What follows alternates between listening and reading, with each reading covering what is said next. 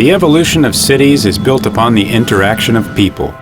People meet friends or strangers on streets, buy goods from markets, or collaborate to form enterprises. The urban-built environment is the arena where these interactions take place. One of the primary challenges of good city design is therefore to maximize interactions between people and places while minimizing friction. Contemporary cities generate volumes of data that offer unprecedented opportunities to address this challenge. These data can help us understand how the human interactions that cities facilitate can deliver social, economic, and environmental rewards. Many urban activities can be shown in numbers by counting purchases in stores, tallying traffic on streets, tracking real estate transactions, or following business location patterns. In addition to social activities, cities also have physical infrastructure, which can also be abstractly represented. A complex built environment can be reduced to three basic elements: links, representing paths along which travel can occur; nodes, representing the intersections where two or more paths cross and public spaces form; and buildings, where most human activities take place and where the movement of people, goods, and information begins or ends. This framework allows us to describe spatial relationships between people, places, and institutions using powerful network analysis methods. How can we use this method to describe a city?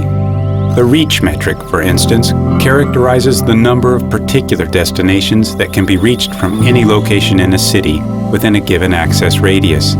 If the destinations describe the number of residents, then the metric tells us how many residents one can access around each building.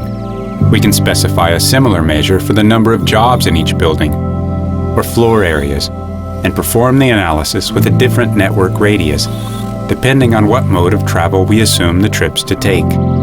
If we add up all these travel costs to individual destinations, then we can also determine the closeness of each location, which forms another metric. Or consider the betweenness index, which estimates how in between other locations a building is. If we know that in the morning peak hour commuting occurs from subway stations to office buildings, then the betweenness index can estimate the trajectories that such trips are likely to take and tell us which buildings are passed most often along the way. The different specifications of network analysis yield a series of results describing proximities and adjacencies between people and places, which can be important for locating a business, explaining traffic patterns, or the value of land in different parts of a city. In Cambridge, Massachusetts, for instance, there are roughly 15,000 buildings, and to calculate any of these metrics requires exponentially as many more calculations.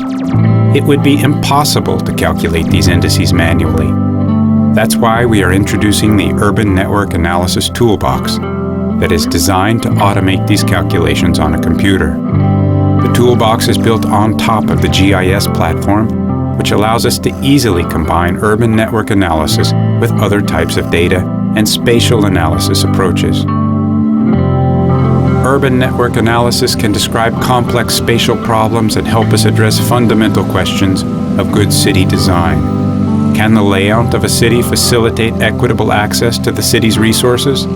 How does the form of a neighborhood affect the economic performance of its enterprises, or our perception of its quality, its livability? Urban network analysis offers a useful framework that allows different professionals to describe dense urban environments with clarity and precision, and thereby address a critical step in developing a better understanding of how we shape our cities, and how they, in turn, shape us.